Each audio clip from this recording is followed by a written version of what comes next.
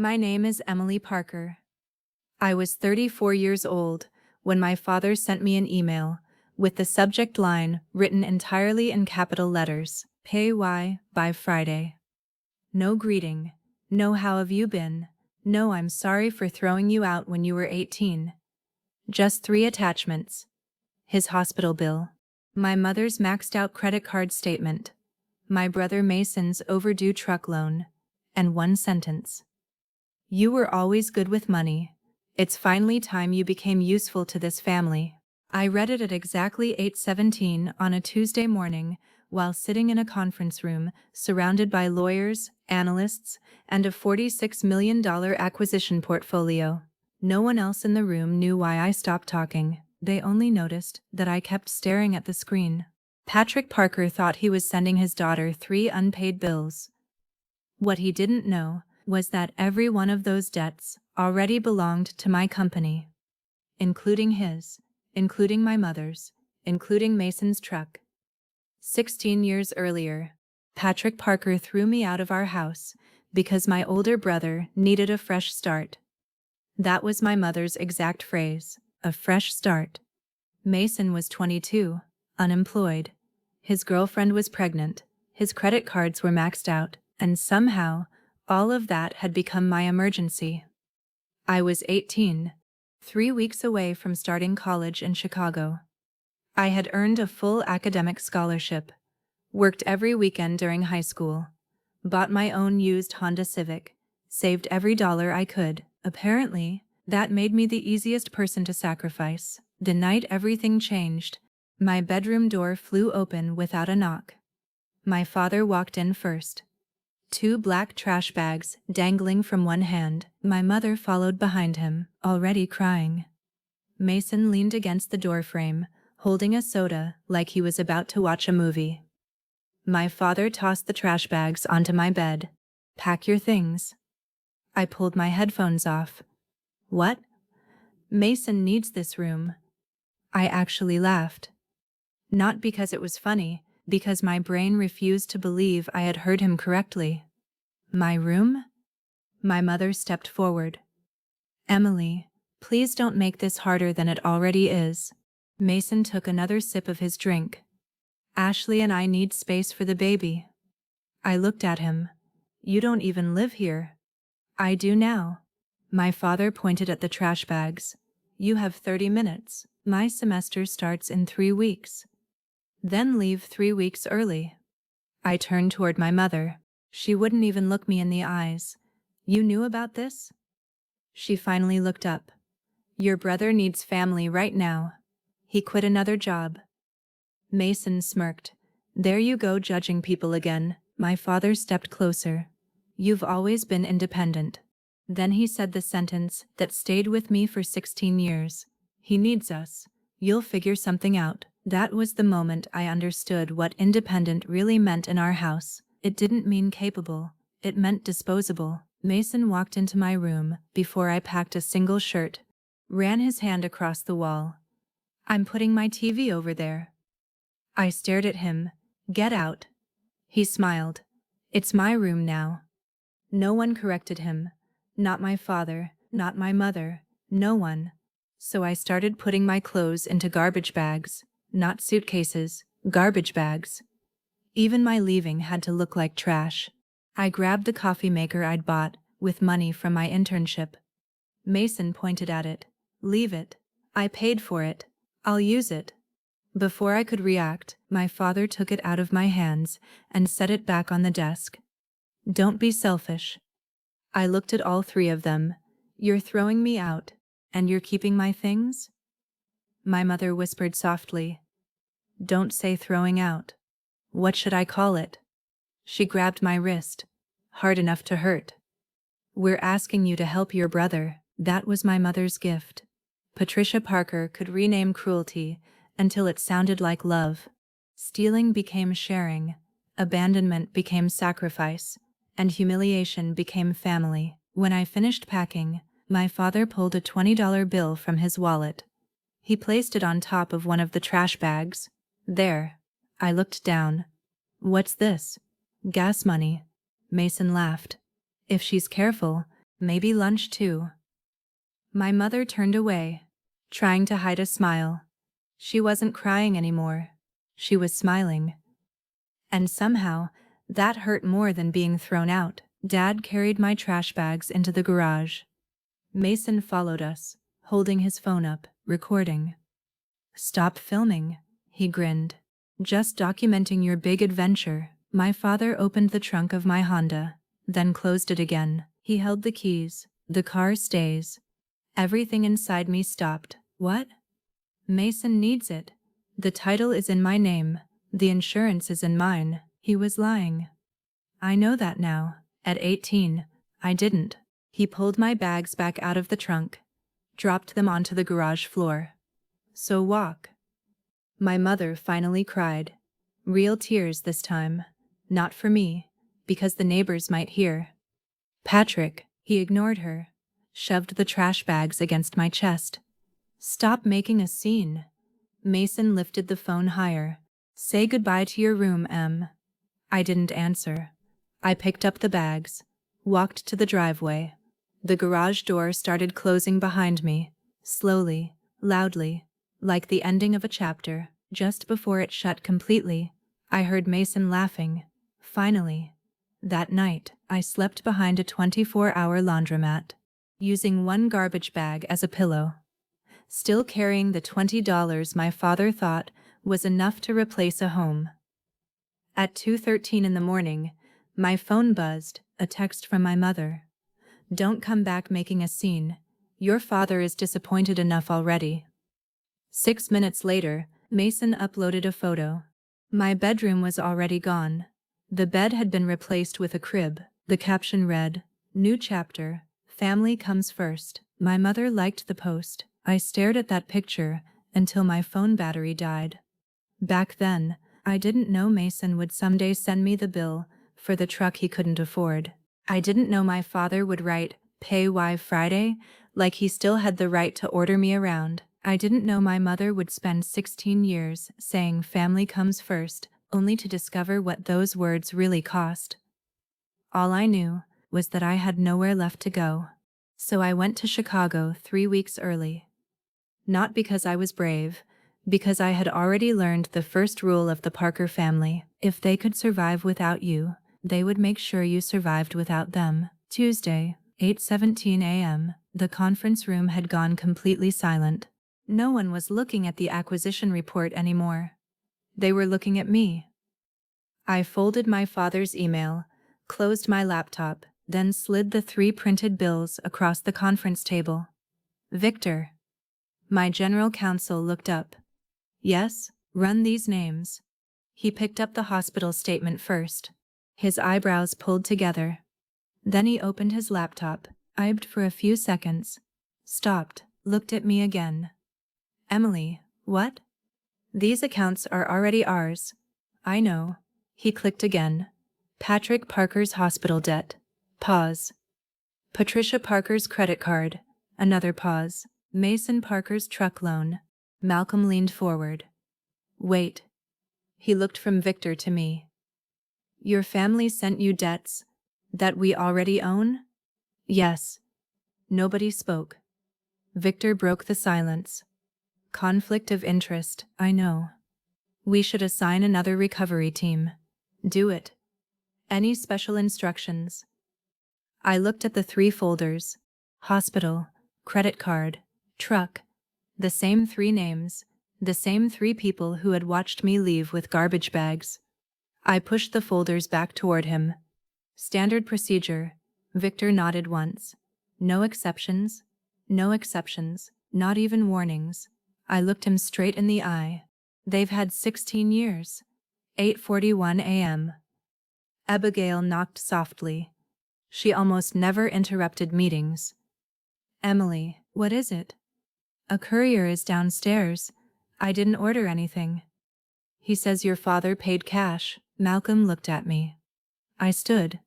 "I'll take it." The envelope was thick. No return address. Only my name. Emily Parker. Inside, another copy of the same 3 bills. This time there was also a handwritten note. Patrick's handwriting hadn't changed. You have until Friday. Below it, another sentence. Stop pretending you don't owe this family. Different handwriting, my mother's. Don't embarrass us again. And below hers, one more line. Masons. You got the easy life. Time to pay your share. I stared at the page for several seconds. Victor quietly asked, "Do you want us to document this?" I handed him the note. Every word. 9:06 a.m. My phone rang. Patrick. For a moment, I considered letting it go. Instead, I answered, "I see you got my message." No hello, no hesitation, just an order. "I got your bills." "Good. You have until Friday." "I saw that. You'll wire the money today." "I won't." Silence. Then a short laugh. "You always were stubborn. I learned from you." His voice hardened immediately. "This isn't a negotiation." "No, it isn't." Another pause. "I told your mother you'd make this difficult." I leaned back in my chair. "I remember the last time you told her that." He didn't answer. "When you threw me out." His breathing changed, only for a second. "Then, you left." "No, you told yourself that." Click, he hung up. Exactly like 16 years ago. Always ending the conversation before hearing the answer. 9:18 a.m. Another call. Patricia. I answered. She started crying before saying my name. "Emily, I've already spoken to Dad." "I know, he's scared." "He wasn't scared when he handed me trash bags." She ignored it. "You know how sick he is." "I know how manipulative he is." Silence. Then she switched strategies. Instantly, "I carried you for 9 months." There it was. Guilt. Always guilt. "You owe us." I looked at the 3 bills again. "No, I don't," she whispered. "You're breaking this family." I almost smiled. "No. You did that 16 years ago." She hung up. 9:43 a.m. A video message. Mason. He was sitting inside the truck, smiling. "Hey, Em." He tapped the steering wheel. "You know, it'd be pretty embarrassing if people found out you let Dad lose everything." He laughed. "You've always cared too much about your reputation." He lowered the phone, showing the dashboard, then smiled again. "So, pay by Friday." He ended the video with a wink.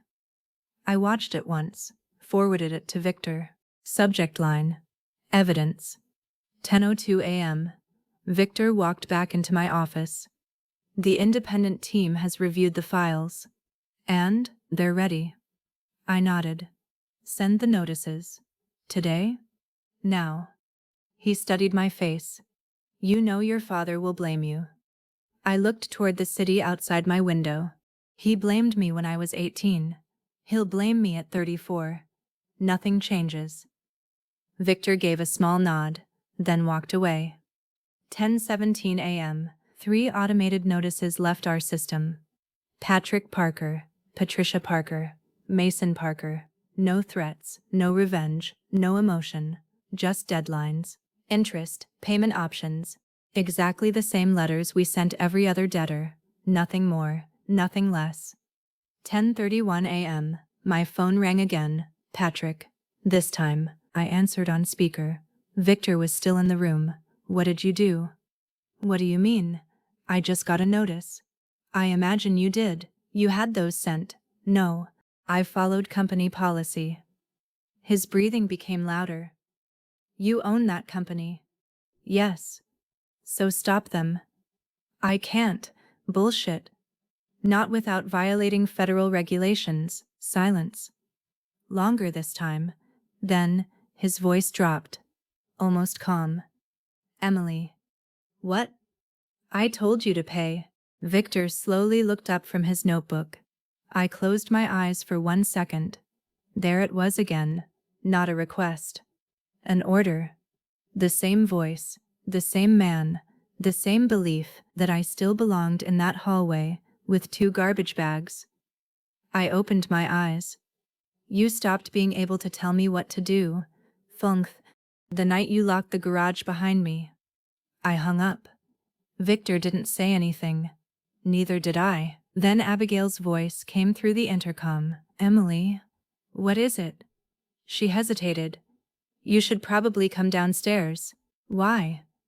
Another pause. Your family is here, and they didn't come alone. The lobby was already crowded when the elevator doors opened. Employees, clients, delivery drivers, everyone had stopped to watch. Patrick Parker stood in the center of the marble floor like he owned the building. Patricia stood beside him, dabbing fake tears from the corner of her eyes. Mason held his phone vertically. Already live. Over 4,000 people were watching. The moment he saw me, he smiled at the camera. There she is, my millionaire sister. The comments exploded. She actually came. Ask her why she abandoned her parents. Make her answer. I walked toward them without changing my pace. Patrick folded his arms. I knew you'd come. I stopped 6 feet away. What do you want? He held up the hospital bill. I want you to do what's right. No. He blinked. What? No. One word, nothing else. The silence bothered him more than an argument would have. Patricia stepped forward. Emily, she opened her arms, trying to hug me. I took one step backward. She froze. Her arms stayed hanging awkwardly in the air. Even Mason glanced away. First crack. Patrick immediately took control again. Your mother is trying. No, she's performing. Patricia looked at me in disbelief. You think I'm acting? You only cry when someone is watching. Her face changed, for half a second. Then the tears came back. I've missed you. You had 16 years. Another silence. Patrick pointed toward the camera.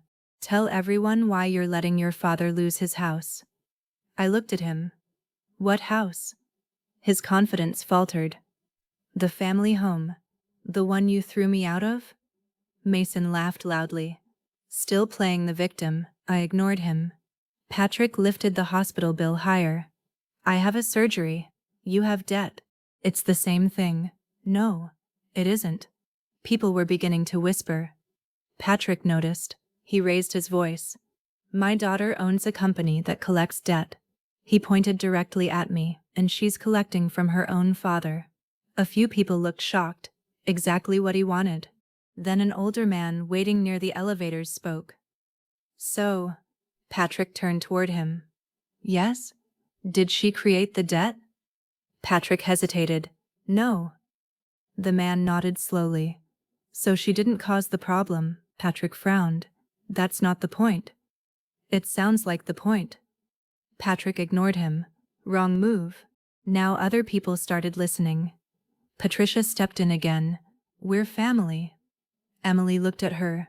So was I. Silence. Mason couldn't stand it anymore. He shoved his phone closer to my face. Say it.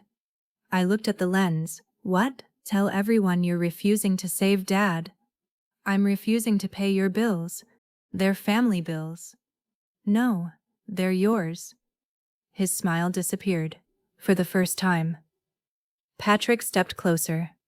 You always make everything about yourself. Emily tilted her head. Really? You threw me out. You sold my car. You kept my room. You disappeared for 16 years. And somehow, I'm the one making this about me? Nobody spoke. Patrick's jaw tightened. He hated losing control in public, so he tried something new. He reached into his jacket, pulled out $20, held the bill toward me. I guess you don't need this anymore.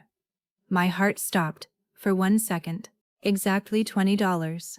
The same amount. The same gesture. 16 years later. He smiled.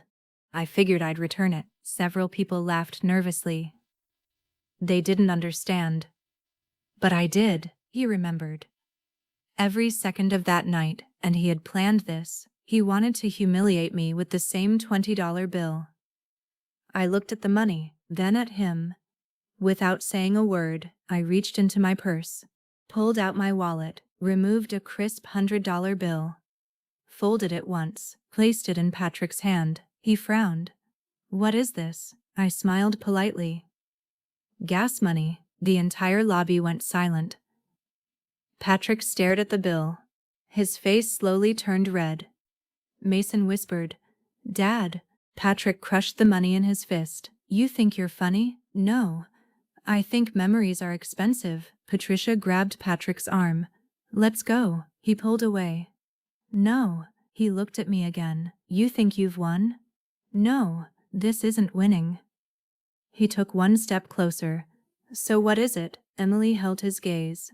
This is the first bill you've ever had to pay yourself. For the first time, Patrick had no answer, not because he didn't have one, because every answer he could give would make him look smaller. Mason suddenly shoved a chair aside. The loud crash echoed through the lobby. People jumped. He pointed directly at me. You've always hated this family. Emily looked at him calmly. No, I just stopped financing it. That sentence spread through the lobby faster than any shout. Patrick looked around. The crowd had changed. People weren't staring at Emily anymore. They were staring at him. For the first time since walking into the building, Patrick Parker realized something. The audience wasn't on his side anymore. And desperate men always make desperate decisions. The silence lasted less than 3 seconds. Patrick recovered first. He looked down at the $100 bill still crumpled in his hand. Then he smiled, not because he was amused, because he'd just found another weapon. He held the bill up for everyone to see. You think money makes you better than us? Emily didn't answer. He took another step. I knew this would happen. He looked around the lobby. My daughter became rich and forgot where she came from. Several people shifted uncomfortably. Patrick sensed it. He kept talking. She thinks poor people deserve what happens to them. Emily finally spoke. I never said that. You didn't have to. He pointed at the collection notices sticking out of his folder. You sent these. I followed the law. You hid behind paperwork. I respected contracts. Patrick laughed loudly. There it is. The corporate answer. He turned toward the crowd. Do you hear that? She doesn't even sound like a daughter anymore. Emily looked at him. You stopped treating me like one 16 years ago. His smile disappeared. Again. Mason stepped between them. You always loved embarrassing us. Emily looked at him. When? The whole internet is talking about us because of you. She tilted her head. No, they're talking because you keep filming everything. A few people laughed. Not many. Enough. Mason's face hardened. He shoved the phone closer. Tell everyone you won't pay. Emily looked directly into the camera. I won't. The comments exploded. Heartless. Selfish. Cold. Mason grinned. He thought he'd won. Then Emily added one sentence. I also won't ask my children to pay mine. The smile disappeared from Mason's face. Patrick looked at his son. Just for a second. Enough. Second crack. Patrick suddenly raised his voice. You owe this family. Emily shook her head. I owed you nothing the day you threw me out. I raised you. You housed me. I fed you. You were legally required to. The lobby went silent. Patrick blinked. What? You don't get credit for doing the minimum a parent is supposed to do. Someone quietly muttered. She's right. Patrick heard it. He spun toward the voice. Who said that? Nobody answered. Because now, the crowd wasn't afraid of Emily. They were uncomfortable with him. Patrick grabbed the hospital bill again. You know what? You can pretend all you want, but if I lose this house, it'll be because of you. Emily didn't even look at the paper. No, it'll be because of every payment you chose not to make. He pointed at her. You could stop this. So could you. I don't have the money. You had 9 months. Silence. Victor slowly walked out of the elevator, holding a tablet. He stopped beside Emily. Everything all right? Patrick immediately recognized him. The lawyer. Victor smiled politely. General counsel. Patrick ignored him. I want 5 minutes alone with my daughter. Victor looked at Emily. She answered before he could. No, Patrick laughed. You need permission now? Emily calmly replied. No, You do. Another small laugh came from the crowd. Patrick's ears turned red. He was losing them, fast. Just then, the front doors opened. A man in a navy suit walked inside carrying a leather portfolio. He scanned the lobby, then walked straight toward Patrick. Mr. Patrick Parker? Patrick frowned. Who are you? The man handed him a business card. I'm looking for a signature confirming receipt. Patrick looked confused. Receipt of what? The man opened the portfolio, pulled out a sealed envelope. Victor immediately recognized the logo. So did Emily. Buckeye Asset Holdings. Patrick stared at the envelope. His confidence disappeared, not because of what was inside. Because this time, everyone was watching. He whispered. Not here, the representative answered calmly. I'm afraid I can't choose the location, sir. I only confirm delivery. Mason looked between the two men. Dad. Patrick didn't move. The representative held the envelope in the air, waiting. The entire lobby waited with him. Patrick finally reached for it. His hand was shaking, and for the first time in 16 years, Patrick Parker understood exactly how it felt to be handed something in public that changed your entire life. Patrick stared at the envelope. The Buckeye representative didn't move. Mr. Parker? Patrick finally took it. His fingers trembled. He looked around the lobby. Every eye was on him. Not on Emily. On him. He slipped the envelope under his arm without opening it. I'll read it later. The representative smiled politely. I'm afraid I need your signature first. Patrick's jaw tightened. It's a delivery confirmation. Nothing more. For a brief second, Patrick looked at Emily. She hadn't moved, hadn't smiled, hadn't said a word. That bothered him more than anything. He signed.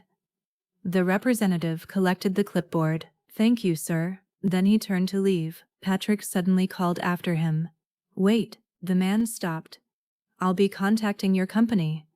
You are welcome to do so. And tell them. Patrick glanced toward Emily. They're making a mistake. The representative answered without hesitation. Our recovery department applies the same procedures to every client. Then he walked out. Patrick stood frozen.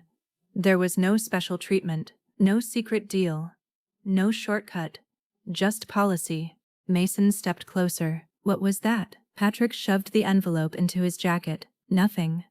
Then let me see it. I said it's nothing. Emily watched silently. Victor leaned toward her. He'll open it in the car. She nodded. I know. Patrick suddenly looked back at Emily. You planned this. Emily shrugged. I followed procedure. You own the procedure. No. I own the company. There's a difference. Patrick laughed bitterly.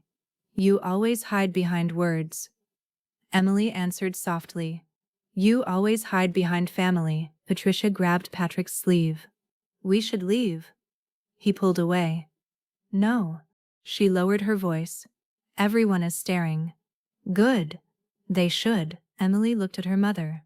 You used to say the neighbors couldn't know our problems. Patricia stiffened.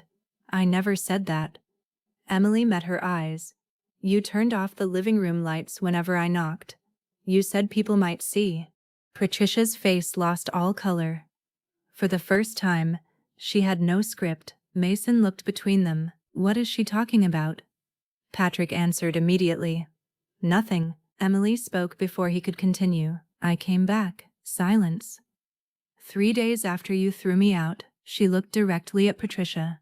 I knocked for almost 20 minutes. Patricia swallowed. You never opened the door. Nobody moved, not even Mason. Emily continued. I saw the curtains move.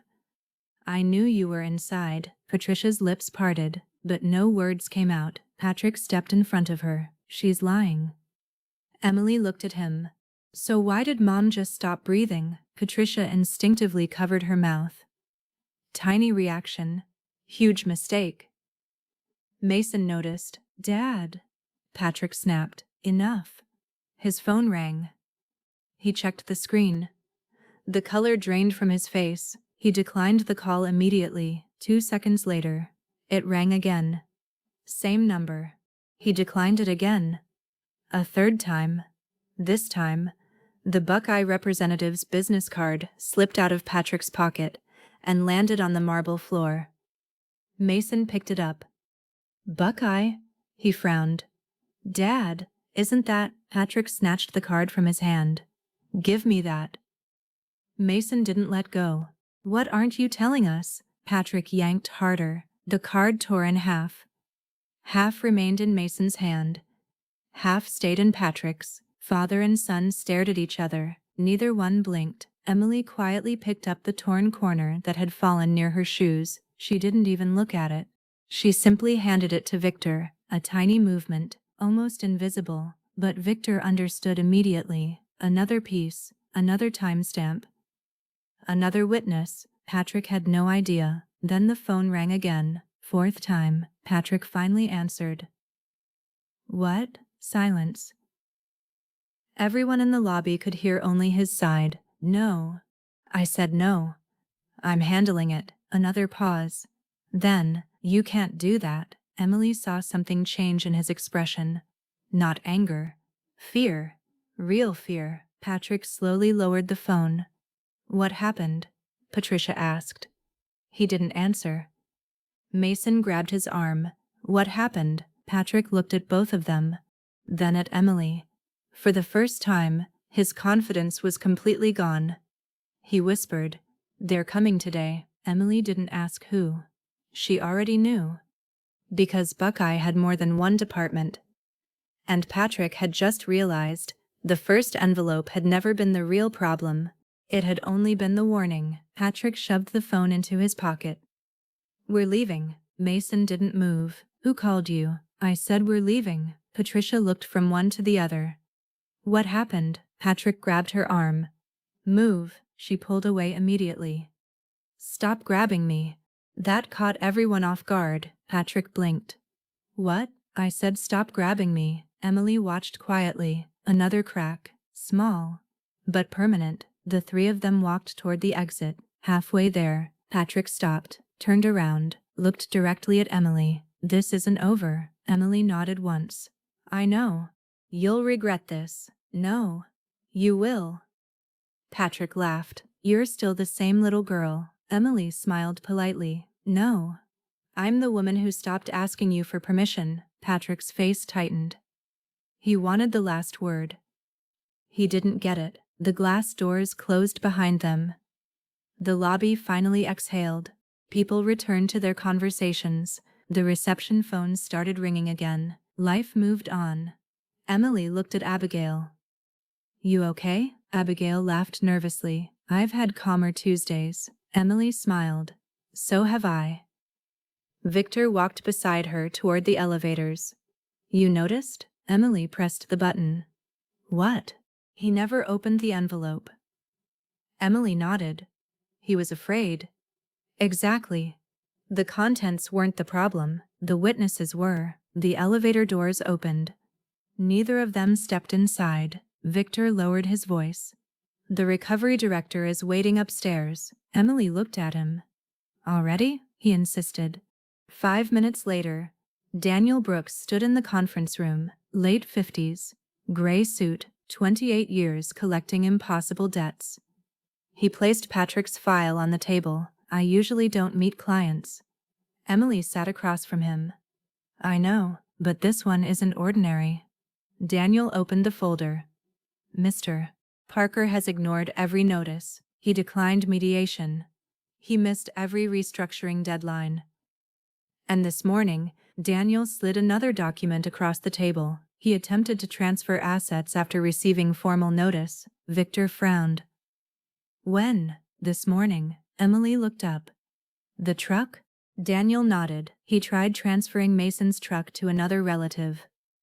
Victor let out a quiet breath. So he knows what's coming. Daniel closed the file. He doesn't just know. He's panicking. Emily stayed silent for several seconds, then asked, How much time does he really have? Daniel answered immediately, If nothing changes, 48 hours. Victor looked at Emily.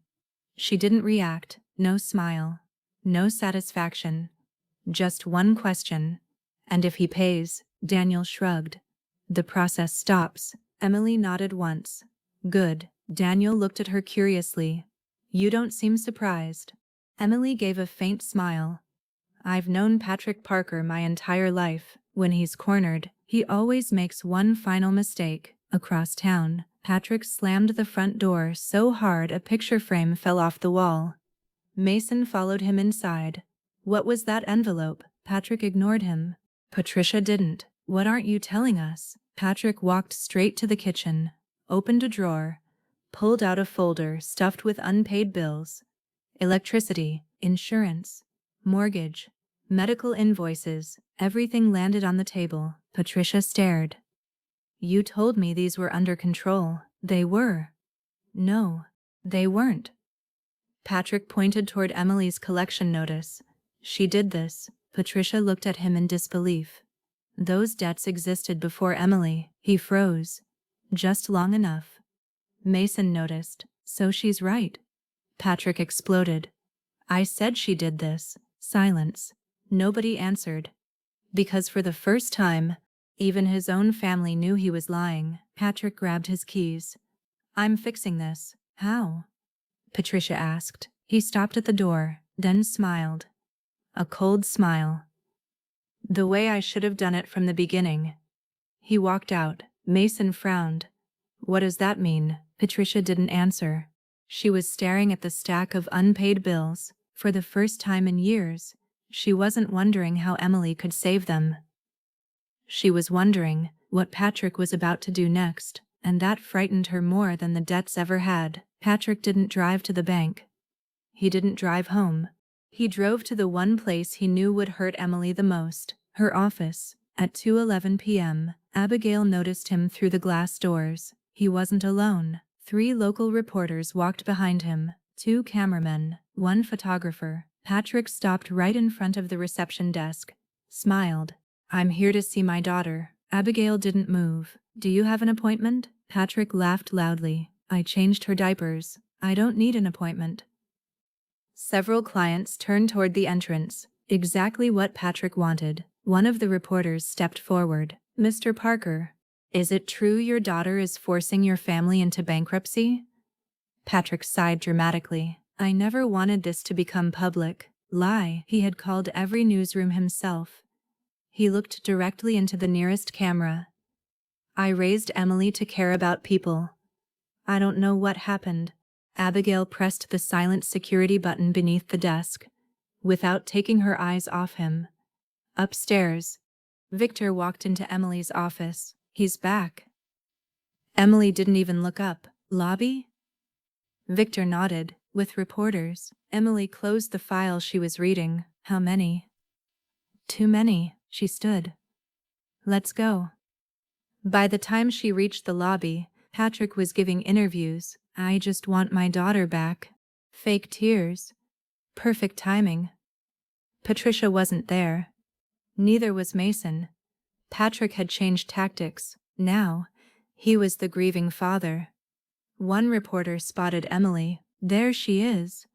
Every camera turned. Patrick slowly turned around too, then smiled. Emily? She stopped several feet away. The microphones moved toward her. One reporter asked, Did you refuse to help your sick father? Another shouted, Are you taking your parents home? A third asked, Do you regret abandoning your family? Patrick stayed silent. He wanted her to lose control. Emily answered only one question. I didn't abandon anyone. Patrick immediately interrupted. You walked away. Emily looked at him. You locked the door. Silence. Patrick forced another smile. I've forgiven you. Emily almost laughed. You forgave me? For being thrown out? Several reporters exchanged looks. Patrick realized he'd lost that point. He pivoted immediately. None of that matters now. It matters to me. You can still fix this. Emily shook her head. No. You can. No. You choose not to. I choose accountability. Patrick's expression hardened. There it is. The businesswoman. The collector. The woman who sends families to the street. Emily looked directly at him. I've never sent anyone to the street. You did. No. I collected debts, you signed them. Patrick opened his mouth, closed it again, tiny pause, huge mistake. One of the reporters suddenly asked, Mr. Parker, when exactly did your daughter leave home? Patrick answered automatically. 18. Emily calmly added, against my will. Another reporter looked at Patrick. Did you ask her to leave? Patrick hesitated, only for a second. Emily didn't interrupt. She simply waited. Patrick looked at every camera pointed at him, then smiled. It was a family decision. Emily nodded. Thank you. Patrick frowned. For what? For saying that on camera. He didn't understand. Not yet. But Victor did. Standing behind Emily, he quietly wrote one sentence in his notebook. Family decision. Not Emily's choice. Patrick had just changed his story. Again. Another contradiction. Another crack. Patrick suddenly pointed toward Emily. You still owe us. Emily reached into her bag. Everyone expected another speech, another comeback. Instead, she took out a folded piece of paper. The original note that had arrived with the bills. She handed it to the nearest reporter. He read it aloud. You were always good with money. It's finally time you became useful to this family. The lobby fell silent. The reporter looked at Patrick. You wrote this? Patrick froze. He recognized his own handwriting immediately. Emily said nothing. Patrick finally answered, yes. The reporter lowered the page. So this meeting was never about reconciliation. Another silence. Patrick searched desperately for an answer. None came, because the truth was sitting there, written in his own handwriting. And this time, he had no one else to blame. Patrick snatched the handwritten note out of the reporter's hands. That's private. The reporter didn't let go. You just admitted you wrote it. Patrick ripped the page in half. Paper scattered across the marble floor. No one spoke. One of the photographers quietly captured the moment. Click, click, click. Patrick looked around. For the first time that afternoon, he realized every camera was pointed at him. Not Emily. Him. Without another word, he turned and walked out. The reporters followed. Emily didn't. She simply looked at Victor. Save the footage. It's already backed up. That evening, Emily drove home without turning on the radio. For the first time all week, there were no calls, no texts, no videos, just silence. She almost believed Patrick had finally stopped. He hadn't. 6:42 p.m. Someone knocked on her apartment door. Not the bell. A knock. 3 slow taps. Emily looked through the peephole. No one. She opened the door carefully. A cardboard box sat on the welcome mat. No name. No address. Just one word written across the top. Home. Victor arrived 20 minutes later. Neither of them touched the box. Bomb squad? Emily asked. Victor smiled faintly. I was thinking gloves first. He carefully opened the lid. Inside, there wasn't a threat. There were photographs. Old ones. Emily at 12. Emily holding a science fair trophy. Emily mowing the lawn. Emily washing Patrick's truck. Emily painting the fence. Emily carrying groceries. Every picture showed the same thing. Emily working. At the bottom, another envelope. She opened it. Inside was a handwritten note. Patrick's handwriting. Again. Everything we gave you, you threw away. Emily looked back at the photographs, then quietly said, No. I earned every one of those. Victor picked up another picture. Emily couldn't have been more than 15. She was standing on a ladder, cleaning the gutters. Patrick was sitting in a lawn chair, watching. Victor slowly lowered the photograph. He kept these? Emily nodded. He documented every favor and called it parenting. The next morning, Patrick sat in his kitchen staring at his phone. 3 missed calls from the mortgage company, 2 from the hospital, 1 from Mason. He ignored all of them. Instead, he dialed a different number. Ashley answered. What? I need you to do something. No. You don't even know what it is. I know it's for you. Patrick leaned back in his chair. If Emily calls, tell her Mason's children are going to lose everything. Ashley closed her eyes. You still don't understand her. Patrick frowned. What? She doesn't hate you because of the bills. Then why? Ashley answered without hesitation. Because you only remember she's your daughter when you need something. Silence. Patrick gripped the phone tighter. Ashley. No. You listen. For 16 years. None of you asked where she slept, what she ate, whether she was alive, and now you expect her to save all of you. Patrick's face darkened. You're choosing her over your family? Ashley laughed. No, I'm choosing the only person who ever acted like family. She hung up. Patrick stared at the phone. Then, in one violent motion, threw it across the kitchen. It shattered against the wall. He sat there breathing heavily, completely alone. Across the table, 3 unopened collection notices waited beside his coffee mug. For the first time, Patrick Parker looked at them, really looked at them. Not as papers, not as bills, but as consequences. And consequences. Never cared who your daughter was. The following Monday, Emily arrived at the office before sunrise, 6:48 a.m. The lobby was empty. For the first time in days, it felt quiet, too quiet. Abigail noticed it too. Something feels off. Emily looked toward the glass entrance. They're planning something. At 7:16, Malcolm rushed into the conference room. Emily, he was out of breath. Mason. Emily looked up. What about him? He just filed a police report. Victor frowned. For what? Malcolm swallowed. He claims Buckeye illegally targeted his family because you're the owner. Silence. Emily leaned back in her chair. That's creative. Victor didn't smile. It won't survive 5 minutes. I know. Emily stood, but that's not the point. Exactly 23 minutes later, the investigators arrived. Professional.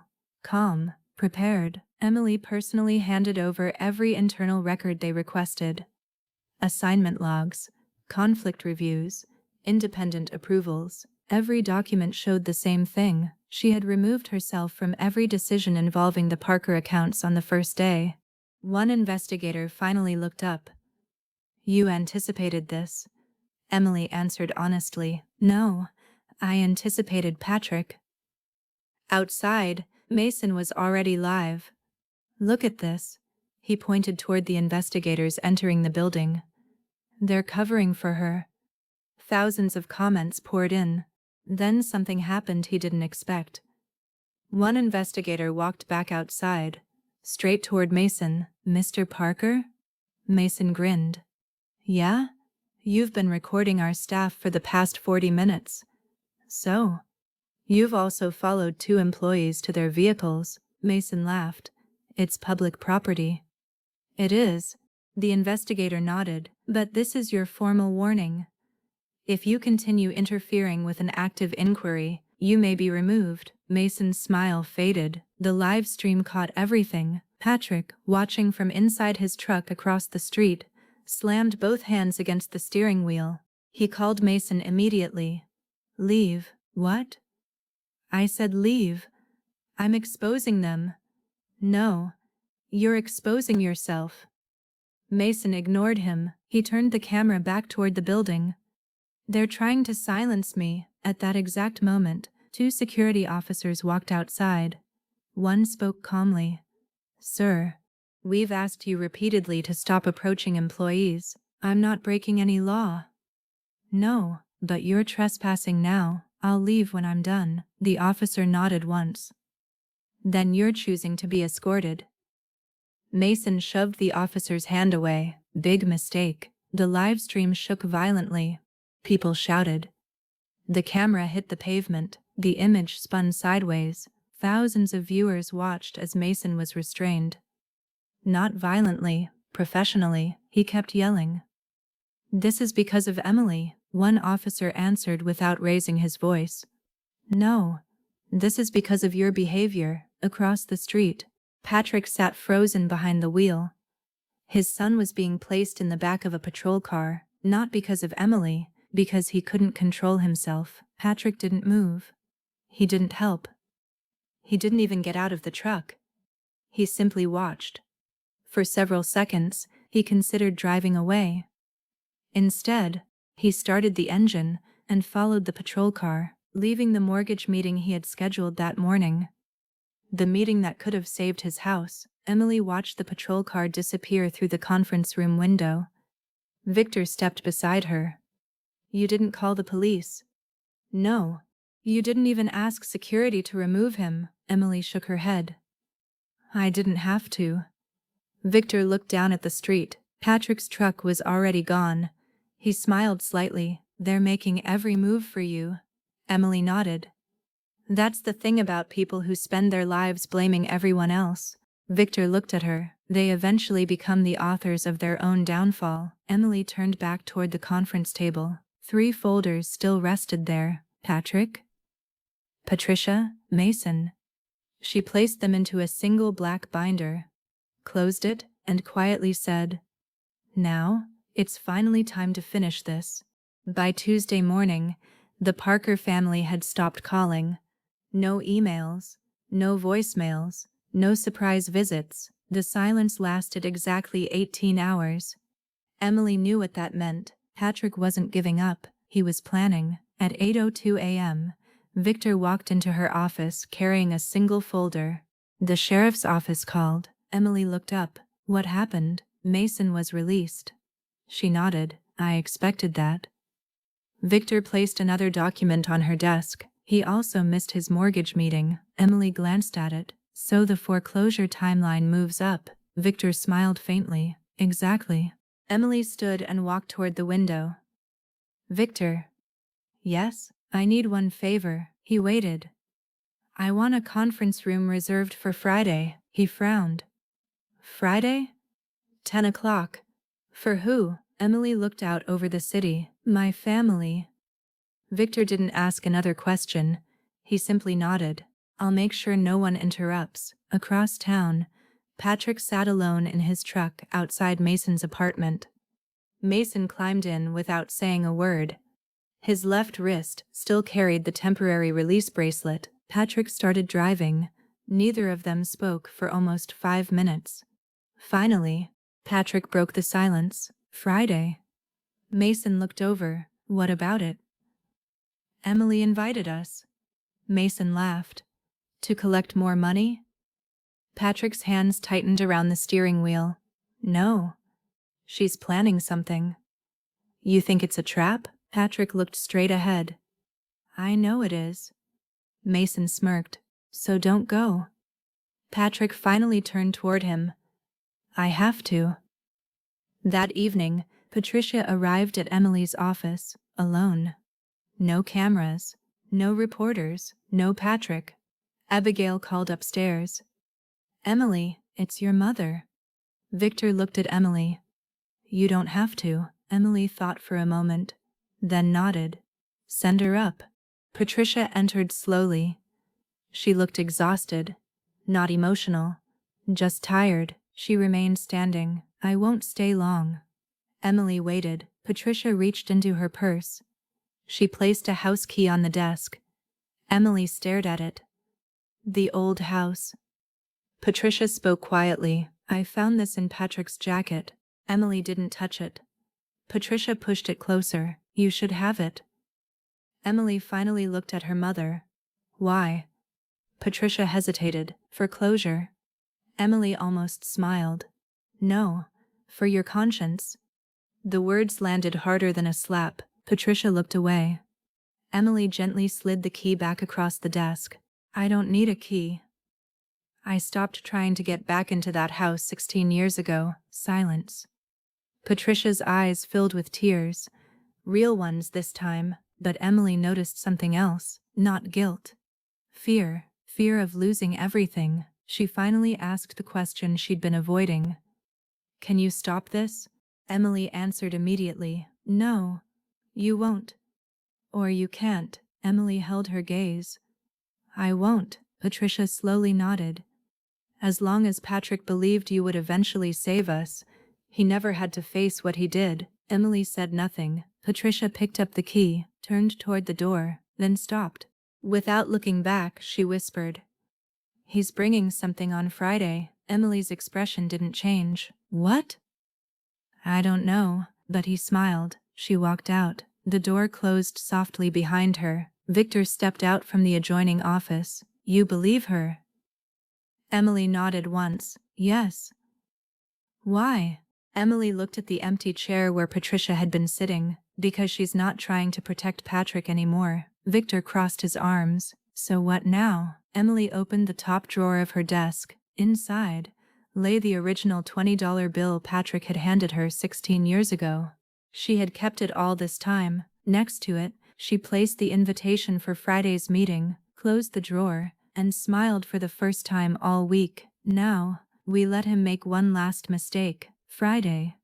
9:56 a.m. Patrick Parker arrived 4 minutes early. Exactly as he always had when money was involved. He wore his best navy suit, fresh haircut, polished shoes. If someone saw him in the lobby, they'd never guess foreclosure was only days away. Patricia arrived alone. She sat on the opposite side of the waiting area, didn't speak to him, didn't even look at him. Mason walked in 2 minutes later, still angry. Still convinced this meeting would somehow end with Emily writing a check. None of them noticed. They hadn't entered the building together. For the first time in decades, they weren't a family. They were 3 people, with the same last name. At exactly 10, Abigail stepped into the lobby. Miss Parker will see you now. Patrick stood immediately. Just me. Abigail smiled politely. No. All 3 of you. Patrick frowned. Why? Those were her instructions. He didn't like that. Not one bit, but he followed her anyway. The conference room looked almost empty. No lawyers, no reporters, no cameras. Just Emily, Victor, 3 black folders, and 4 glasses of water. Patrick smiled. I knew you'd come to your senses. Emily didn't answer. She simply gestured toward the chairs. Sit. Patrick remained standing. I'd rather settle this first. Emily repeated herself. Sit. For the first time since walking into the building, Patrick obeyed. No one spoke for almost 10 seconds. The silence became uncomfortable. Patrick finally broke it. So, how much are you paying? Emily looked at him. I'm not. His smile disappeared. Then why are we here? Emily slid the first folder across the table. Patrick's name. He opened it. Inside, every missed payment, every extension, every ignored notice, every failed promise. He turned the pages faster and faster, until he reached the last one. Final recovery timeline. His hands stopped moving. Emily slid the second folder toward Patricia. She opened it slowly. Credit cards, personal loans, interest, late fees. She looked up. I didn't know it was this bad. Patrick immediately answered. That's because they manipulated the numbers. Victor calmly spoke for the first time. Every figure comes directly from your lenders. Patrick ignored him. Emily pushed the third folder toward Mason. He barely glanced at it. I don't care about paperwork. Emily nodded. I know. That's why your truck is here. She pressed a button on the remote. The conference room blinds slowly opened. Down in the parking lot, a tow truck was backing toward Mason's pickup. His face changed instantly. What the hell? He stood so fast his chair hit the floor.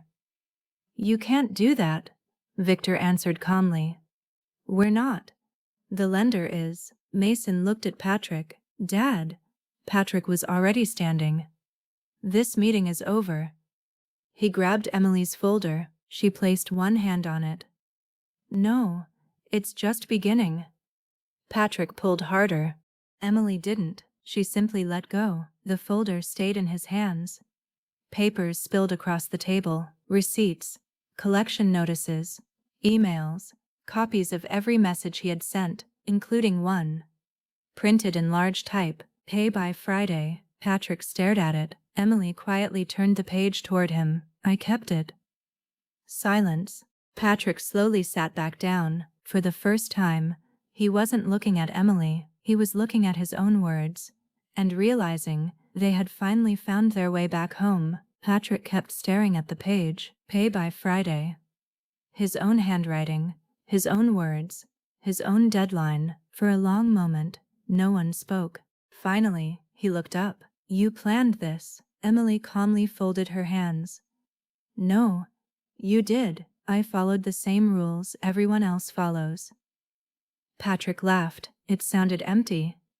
So this whole thing was revenge? Emily shook her head. No, this. She gently tapped the folder. Is accounting. Silence. Mason slammed both hands against the table. Forget the paperwork. He pointed toward the window. My truck. Emily didn't even turn around. It isn't your truck. What? You stopped paying for it 9 months ago. Patrick immediately interrupted. I told him I'd fix it. Emily looked at him. You told everyone that. Another silence. Outside, the tow truck slowly lifted the front wheels. Mason watched through the glass. No. He turned toward Patrick. You said this couldn't happen. Patrick didn't answer. You promised. Nothing. Dad. Patrick finally whispered. I know. Mason laughed in disbelief. No, you don't. I built my business with that truck. Emily spoke quietly. You missed 11 payments. I was trying. You were borrowing. I had bad luck. You had choices. He stared at her. You think you're perfect? No, I think I paid my bills. Patrick suddenly stood. This has gone far enough. He pushed the folders aside. I'm your father. Emily nodded. You are. You can't let strangers take everything we have. Emily looked directly at him. They're not strangers. Patrick frowned. What? They're your lenders. You signed with them. You borrowed from them. You ignored them. Then she leaned forward slightly. And when they asked you to pay, you sent the bills to me. Patrick looked down. He had no answer. Patricia quietly closed her folder. I want to ask one question. Emily nodded. Go ahead. Patricia looked exhausted. If we had never sent those bills, would you still have helped us? The room became completely silent. Even Mason stopped watching the tow truck. Emily didn't answer immediately.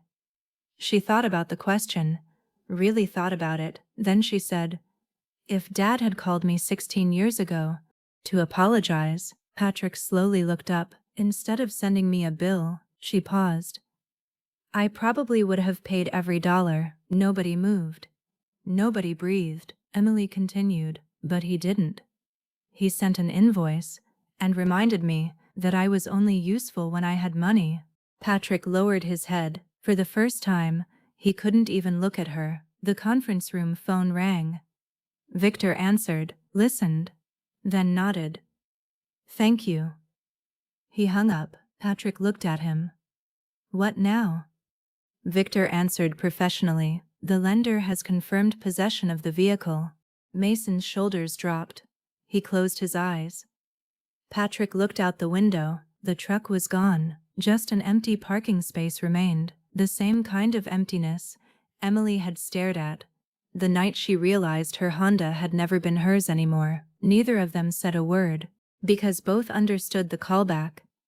Only one of them deserved it. Patrick slowly reached across the table, not toward the folders, toward Emily.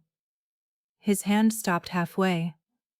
His voice had completely changed. No anger, no arrogance, no orders, just exhaustion. Emily. She looked at him. I need your help. Those 4 words hung in the air. 16 years. He had never asked. He had only demanded. Now, he was asking. Emily waited. Patrick swallowed hard. I can't lose that house. Emily answered softly. I know. I can't lose everything. I know. I'll do anything. Another long silence. Then Emily asked the question he had spent 16 years avoiding. When I knocked on the front door 3 days after you threw me out. Patrick closed his eyes. Why didn't you open it? The room froze. Patrick's lips trembled. For several seconds, he couldn't speak. Finally, barely above a whisper, he answered, "Because I thought if I let you back in, Mason would leave." Emily stared at him. No anger, no tears, just disbelief. Patrick's shoulders collapsed. "I chose him." No one said anything, because, at last, the truth didn't come from a document. It came from the only person who had spent 16 years hiding it, and it was far uglier than Emily had ever imagined. Patrick's confession hung in the room. "I chose him." Nobody spoke. Not Mason, not Patricia, not Victor. Even the air seemed heavier. Emily looked at her father for several long seconds. Then, she quietly nodded. "I know." Patrick frowned. "You knew?" Emily leaned back in her chair. "I stopped wondering why a long time ago. You just confirmed it." Patrick covered his face with both hands. "I thought I was protecting my family," Emily answered without anger. "You were." Patrick looked up, confused. She continued, "You just decided I wasn't part of it." Silence. Patricia lowered her eyes. For the first time since entering the room, she looked ashamed. Not because of Emily, because she could no longer pretend she hadn't heard the truth. Mason suddenly stood. "This is ridiculous." He pointed at Emily. "You got what you wanted." "No," Emily looked at him calmly. "I got the truth." "You wanted revenge." Emily shook her head. "If I wanted revenge, I would have treated you the way you treated me." Mason laughed bitterly. "You did." Emily slowly looked toward the empty parking space outside. "No. You lost your truck. I lost my home. You missed 11 payments. I lost everything in one night. You ignored your lender. I begged my parents." Silence. "You had options. I had garbage bags." Mason couldn't answer. Patrick slowly pushed his chair back. His voice was barely audible. "What happens now?" Victor opened the top folder. "The legal process continues." Patrick didn't even look at him. He was looking only at Emily. "Can you stop it?" Emily answered immediately. "Yes." Hope returned to Patrick's face. Only for a moment, then she finished. "I won't." His shoulders collapsed again. Patricia finally spoke. "So that's it?" Emily turned toward her. "What did you expect? You've made your point." Emily almost smiled. "My point?" She slowly slid the 3 original bills across the table. "Hospital. Credit card. Truck.